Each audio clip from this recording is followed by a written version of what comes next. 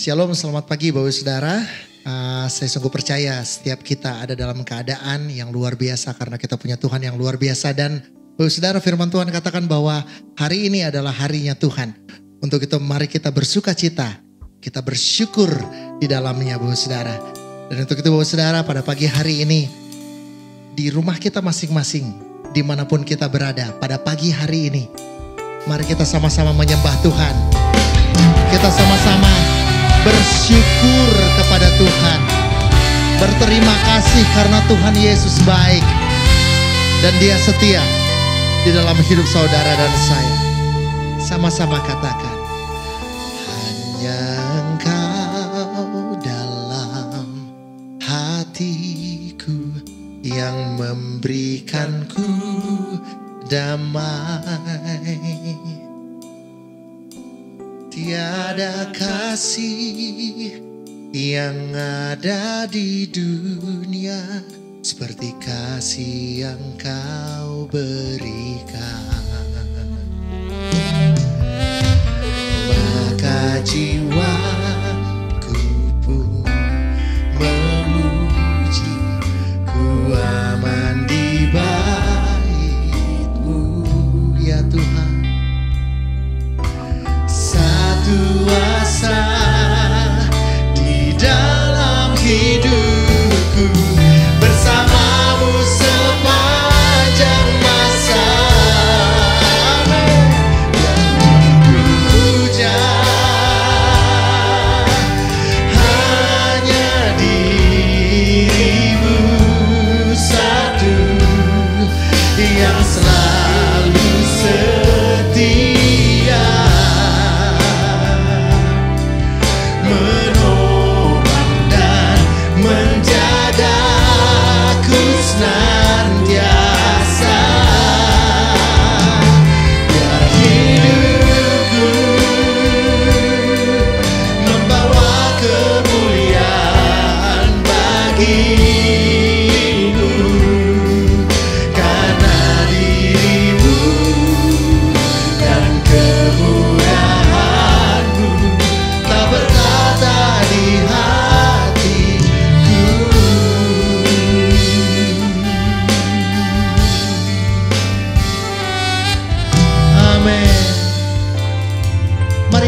Naikkan pujian ini. Katakan. Hanya Engkau dalam hatiku yang memberikanku damai. Mari yang pria katakan. Tiada kasih yang ada di dunia seperti kasih yang Kau beri. Sama-sama Bapak Ibu Saudara. Maka jiwaku pun memuji, ku aman di bait-Mu. Satu saya di dalam hidupku, bersamamu sepanjang masa.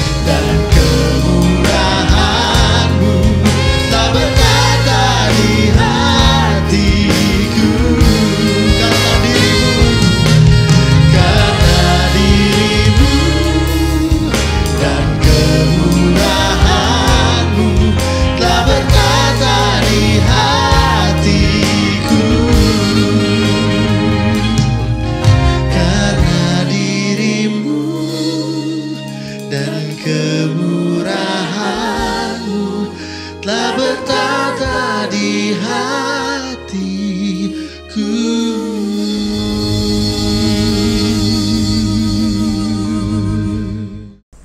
Selamat pagi Bapak Ibu serta Saudara sekalian. Kembali di pagi hari ini kita bersyukur karena kita melihat kasih setia Tuhan yang melingkupi dan menaungi segenap kehidupan kita. Sama-sama sebelum merenungkan firman-Nya, mari kita sama-sama mengambil waktu untuk bersatu hati di dalam doa. Mari kita berdoa. Bapa, kami sungguh bersyukur untuk hari baru yang Tuhan adakan kepada kami, untuk kami boleh kembali lagi mengalami pengalaman-pengalaman bersama dengan Tuhan. Kami mau menyerahkan hari ini Tuhan ke dalam tangan kasih dan pimpinan-Mu semata. Biarlah Tuhan yang memimpin kami dan firman-Mu yang memandu jalan kehidupan kami. Dan kami mau berserah ya Tuhan sama-sama untuk merenungkan firman-Mu. Engkau berbicaralah kepada setiap kami ya Bapa. Hanya di dalam nama Tuhan Yesus Kristus kami berdoa. Amin. Baiklah Bapak Ibu sekalian, pagi hari ini kita akan melihat dari satu ayat perjanjian baru, yaitu dari Lukas pasal 23. Lukas 23 ayat ke-34. Demikian bunyi firman Tuhan. Yesus berkata, "Ya Bapa, ampunilah mereka, sebab mereka tidak tahu apa yang mereka perbuat." Dan mereka membuang undi untuk membagi pakaiannya. Bapak Ibu Saudara, kita melihat di ayat ini. Ini adalah ayat konteksnya di mana Yesus sudah di Bukit Golgota, begitu ya. Di atas kayu salib, dan dia dari atas melihat kepada bawah orang-orang yang menyalibkan dia. Ada yang mengejek atau menghina, ada yang membuang undi untuk membagi pakaiannya. Dan apa yang dikatakan oleh Yesus, "Ya Bapa, ampunilah mereka, sebab mereka tidak tahu apa yang mereka perbuat." Bapak Ibu Saudara, kita melihat di sini Yesus bukannya membenci orang-orang yang memperlakukan kepada dirinya semena-mena seperti itu. Tetapi kita melihat di sini Yesus yang memberikan pengampunan, bahkan memohonkan pengampunan bagi mereka. Ya Bapak Ibu Saudara, pagi hari ini kita membahas mengenai mengampuni, begitu ya. Mengampuni mungkin kalau kita dengar secara firman Tuhan atau kita melihat secara teori, ya seperti hal yang wajar-wajar aja begitu ya, suatu hal yang baik yang harus kita lakukan sebagai orang Kristen. Tetapi pada kenyataannya Bapak Ibu, jika kita diperhadapkan dengan hal yang kita anggap berat, seseorang melakukan kesalahan kepada kita, apakah kita bisa benar-benar mengampuni? Atau mungkin kita akan bilang, wah, mengampuni ya mungkin mudah-mudah saja kalau kasus-kasusnya kecil gitu ya. Atau kita melihat siapa dulu orang itu yang melakukan menyakiti hati kita. Apakah kita kenal dekat atau tidak, atau hanya orang biasa atau bahkan orang tidak kenal. Mungkin kita melihat dulu siapa subjek yang melakukannya, dan kita melihat apa dulu yang dilakukannya. Apakah memiliki derajat yang berat sehingga kita susah untuk mengampuni. Bapak Ibu Saudara, bagaimana kalau kita melihat yang kita mengikuti di dalam journey to the cross setiap paginya? Ada suatu ilustrasi di sana diceritakan tentang seorang wanita yang bernama Jane. Jane ini memiliki seorang adik ya, dan seorang adik perempuan yang sedang mengandung, dan suaminya suatu hari mereka dibunuh, dan pembunuhnya itu tertangkap. Tetapi pembunuhnya masih tidak menyesali perbuatannya, begitu ya. Bapak Ibu, kalau kita yang menjadi Jane ini, apakah kita ini akan mengampuni membunuh adiknya dan keluarganya itu? Apakah kita akan begitu mudahnya memberikan, oh iya saya memaafkan kamu, kamu pasti tidak sadar, tidak mengerti, tidak memahami apa yang kau lakukan. Apakah bisa kita demikian mudah mengatakan hal itu? Ada masa-masanya di mana kita ini merasa susah untuk memberikan pengampunan. Kadang-kadang seperti itu ya. Dan jikalau saat-saat itu ada di dalam kehidupan kita, kita harus ingat apa Bapak Ibu? Saya mengajak hari ini melihat dua hal. Mari kita mengingat. Hal yang pertama adalah kita fokus kepada Tuhan Yesus. Fokus kepada Tuhan Yesus. kita melihat apa yang Yesus lakukan bagi manusia dan juga termasuk bagi kita. Ketika Yesus itu yang adalah Tuhan, dia datang ke dunia ini menjadi manusia, dan dia naik di atas kayu salib, menanggung hukuman dosa. Bukan dosa dari dirinya Bapak Ibu, tetapi adalah dosa dari manusia, dosa dari Bapak Ibu dan juga saya, kita semua. Tetapi kita melihat di sini bahkan Yesus mendoakan orang-orang yang memperlakukan dirinya sedemikian rupa. Dan dia mengatakan, Bapa ampunilah mereka, karena mereka tidak tahu apa yang mereka lakukan. Ini adalah sebuah teladan yang diberikan Tuhan Yesus kepada kita. Jadi bukan hanya karya penebusan yang begitu mulia itu Bapak Ibu, tetapi yang sudah kita terima adalah teladan yang Tuhan Yesus tunjukkan kepada kita. Kita tahu kita sebagai manusia, kita dibutakan oleh dosa. Paulus mengatakan bahkan bukan apa yang kita kehendaki yang kita lakukan. Seringkali kita tahu ya, kita tahu yang baik, kita ingin melakukan yang baik, tetapi tanpa sadar kita sudah mendapati diri kita melakukan hal yang berdosa, yang tidak kita kehendaki. Semua karena dosa membuat kita ini dibutakan, membuat kita ini bisa melakukan kesalahan, membuat kita ini kalau dibilang kilaf begitu ya. Dan ada masa-masanya kita sendiri juga bisa mengalami demikian. Demikian juga orang lain bisa berbuat salah. Bapak Ibu Saudara, jikalau seseorang bersalah, kita yang di dalam Tuhan Yesus seharusnya menjadi pihak yang lebih dahulu bisa memberikan pengampunan untuk mereka. Mengapa? Karena kita sudah menerimanya dari Tuhan. Kita ingat apa yang sudah Tuhan lakukan bagi kita, dan kita ingat apa yang Tuhan sudah tunjukkan dan teladankan bagi kita.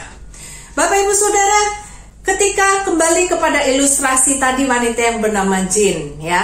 Ketika Jane itu di suatu ibadah dia mendengarkan firman yang mengatakan, engkau menghapus dosa dunia. Engkau siapa? Adalah Tuhan. Tuhan Yesus yang sudah menghapuskan dosa dunia. Dia begitu terketuk dan tersentuh hatinya, dan dia memutuskan untuk mengampuni. Kemudian beberapa hari dia menuliskan surat, dikirim ke penjara kepada pembunuh adiknya dan keluarganya itu. Lalu juga kemudian berapa harinya dibalas juga oleh pembunuh itu, mengirimkan surat balasan yang berisi bahwa dirinya telah sadar bahwa dia memang bersalah dan berdosa, dan bersama dengan surat itu dia mengajukan penyesalan dan permintaan maaf. Bapak Ibu Saudara, jikalau suatu saat kita menghadapi orang menyakiti hati kita, yang mungkin kasusnya sangat besar sehingga kita menjadi berat untuk mengampuni, lihatlah apa yang telah Yesus lakukan di atas kayu salib bagi kita. Saya akan bacakan dari Efesus 4 ayat 31 dan 32. Dikatakan, segala kepahitan, kegeraman, kemarahan, pertikaian dan fitnah hendaklah dibuang dari antara kamu, demikian pula segala kejahatan. Tetapi hendaklah kamu ramah seorang terhadap yang lain, penuh kasih mesra dan saling mengampuni, sebagaimana Allah di dalam Kristus Yesus telah mengampuni kamu. Dan juga di dalam Kolose 3 Bapak Ibu ayat 13 dikatakan, sabarlah kamu seorang terhadap yang lain, dan ampunilah seorang akan yang lain. Apabila seorang menaruh dendam terhadap yang lain, sama seperti Tuhan telah mengampuni kamu, perbuatlah juga demikian. Sama seperti Tuhan telah mengampuni kita. Ya Bapak Ibu, mungkin nanti suatu saat kita sedang berhadapan dengan posisi kita susah untuk mengampuni seseorang. Marilah kita mengingat hal ini, bahwa kita punya Tuhan yang sudah memberikan karya penebusan bagi kita. Yang kedua, di dalam memberikan pengampunan, sebetulnya kita sedang berbuat baik Bapak Ibu kepada diri kita sendiri. Ketika kita mengampuni, bukan itu kita lakukan untuk orang lain sebetulnya Bapak Ibu ya. Tadi kalau kita sudah diberikan teladan oleh Tuhan, kita lakukan itu untuk Tuhan. Tetapi ada juga bahwa kita lakukan hal itu demi diri kita sendiri. Kenapa Bapak Ibu? Karena supaya kita lebih plong dan kita lebih ringan, kita lebih damai sejahtera di dalam kita melangkah ke depan melanjutkan hari-hari kita. Kita bayangin Bapak Ibu, sangat tidak enak bukan jika kita menyimpan kemarahan atau dendam di dalam hati ya. Kita gak suka sama seseorang, kita marah sama seseorang, kita simpan sampai dada kita itu seperti akan meledak, bahkan dibawa-bawa sampai gak bisa tidur. Mungkin tensi kita menjadi naik dan disertai dengan berbagai penyakit yang lainnya ya. Kita rugi sendiri Bapak Ibu. Di sebuah sekolah dasar, ada seorang guru yang memberikan tugas kepada para murid-muridnya. Murid-muridnya diminta untuk membawa kentang, Bapak Ibu, kentang sayuran itu ya. Sejumlah berapa? Sejumlah orang yang mereka benci, atau sejumlah orang yang mereka marah, sakit hati, dendam ya. Bawalah kentang itu. Lalu keesokannya anak-anak itu seru gitu ya, bawa kentang. Ada yang bawa 1, ada yang bawa 2, ada yang bawa 5, ada yang bawa 7. Tasnya berat begitu, tas sekolah. Ya. Dan kemudian gurunya menjelaskan bahwa selama seminggu ini kalian harus tetap terus membawa kentang-kentang tersebut di dalam tas kalian. Bayangin Bapak Ibu ya, anak-anak itu kalau yang bawa 1 mungkin masih nggak berasa, yang bawa banyak, semakin berat. Dan semakin hari, kentang-kentang itu semakin berubah baunya. Ada yang berbau tidak enak, atau juga kentang itu menjadi mulai busuk. Bapak Ibu Saudara, setelah anak-anak komplain dan setelah seminggu gurunya menjelaskan kepada mereka. Guru itu menjelaskan bahwa kentang itu sebetulnya bagaikan rasa benci atau kemarahan kita yang kita simpan dan kita bawa kemana-mana sepanjang hari. Ya, memberatkan kita. Dan akan makin lama akan juga makin busuk. Dan kalau membuat busuk itu akan membawa masalah lagi yang lainnya Bapak Ibu. Tetapi kita tidak sadar itulah yang kita lakukan di dalam keseharian kita. Kalau kita tidak segera membereskannya, itu akan jadi penyakit bagi diri kita sendiri dan kesusahan bagi hidup kita. Bapak Ibu Saudara, berapa banyak kentang yang kita bawa sepanjang harinya? Ya, apakah kentang-kentang yang kita bawa itu menjadi makin busuk dan tidak kita rela untuk kita buang? Semakin membuat kita berat melangkah ke depan. Karena sedikit-sedikit kita ingat, wah kita kesal sama orang itu, kita marah kepada orang itu, kita masih sakit hati kepada orang itu, sehingga hidup kita juga penuh tidak damai sejahtera. Bapak Ibu Saudara, pengalaman memaafkan adalah pengalaman bebas dari kepahitan, kemarahan, dan kebencian. Kalau kita berani memaafkan atau mengampuni, itu berarti kita berani mematahkan lingkaran kepahitan dan memberi diri kita sendiri kesempatan untuk melangkah dengan lebih ringan ke depan.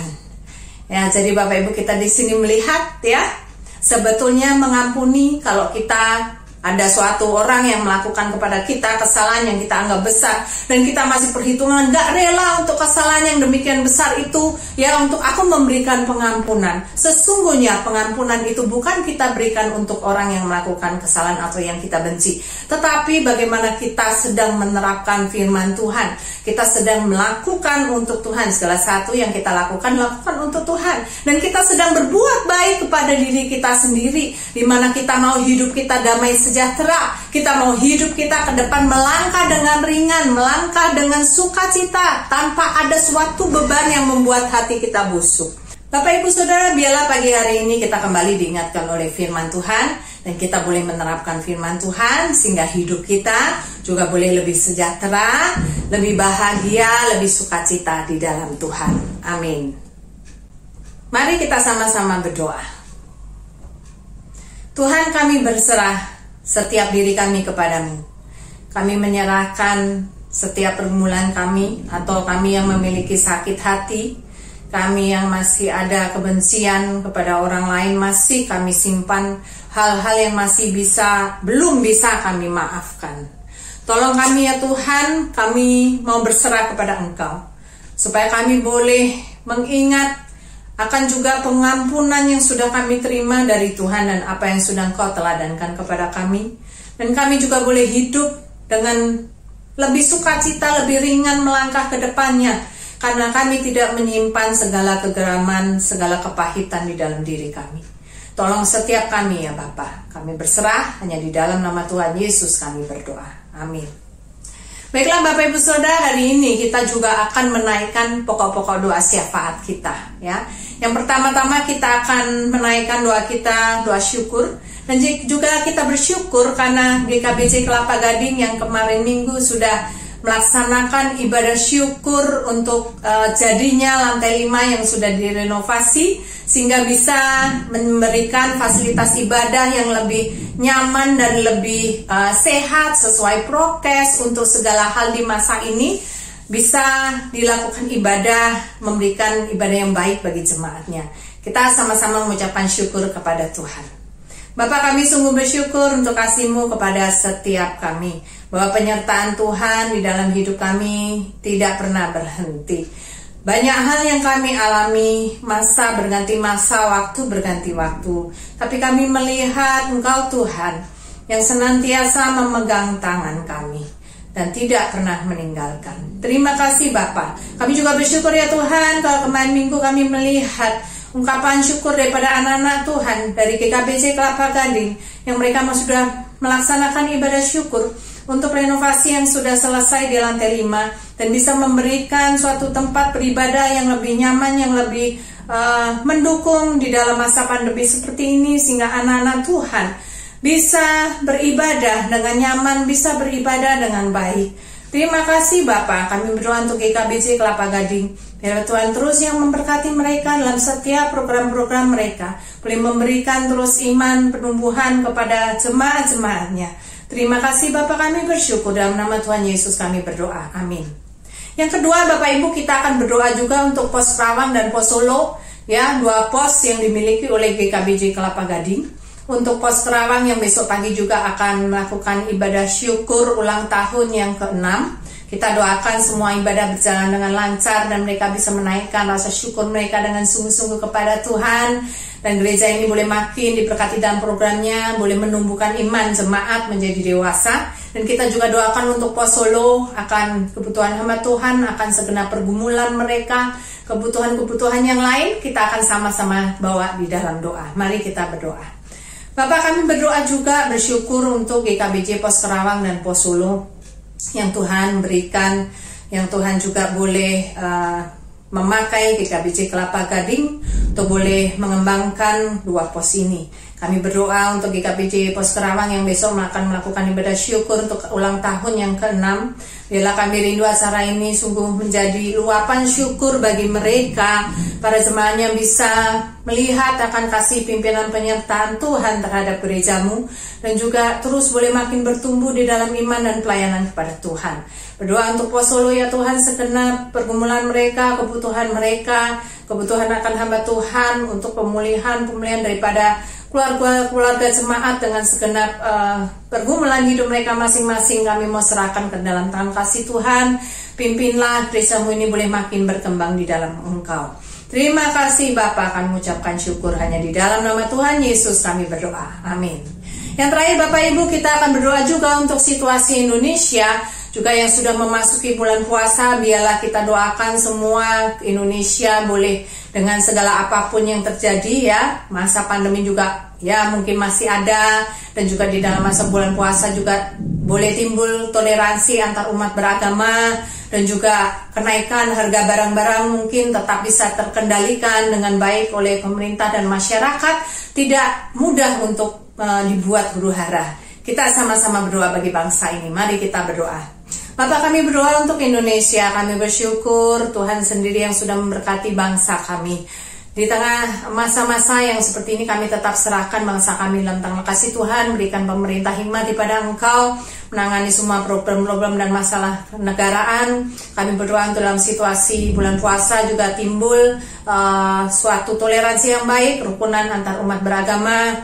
Juga kenaikan-kenaikan harga barang yang ada dalam hidup sehari-hari tidak menimbulkan masalah atau suatu chaos bagi bangsa ini. Berikan masyarakat hati yang boleh dengan bijak menyikapi segala perkara. Terima kasih Bapa, kami berserah kepadamu juga untuk terus Indonesia Tuhan yang boleh pakai, makin lagi banyak orang yang boleh mengenal kasih Tuhan, dan makin boleh juga negara ini dipulihkan. Terima kasih Bapa, kami bersyukur kepadamu. Kami naikkan rasa syukur kami hanya di dalam nama Tuhan Yesus kami berdoa, amin. Bapa, kami mengucapkan syukur dan biarlah kami menyerahkan segenap hari ini ke dalam tangan kasih Tuhan. Kami berdoa juga untuk segenap ibadah besok hari yang dilakukan. Biarlah Tuhan sendiri memberkati gereja-gereja Tuhan, anak-anakmu yang melayani, juga jemaat yang hadir, biar sungguh-sungguh mencari akan Engkau. Terima kasih, kami menyerahkan segenap hidup kami. Terima kasih untuk pengampunan dan kasih yang Tuhan berikan kepada kami. Hanya di dalam nama Tuhan Yesus Kristus kami berdoa, amin. Baiklah Bapak Ibu Saudara sekalian, selamat menjalani hari ini beserta kasih dan pengampunan daripada Tuhan. Tuhan memberkati.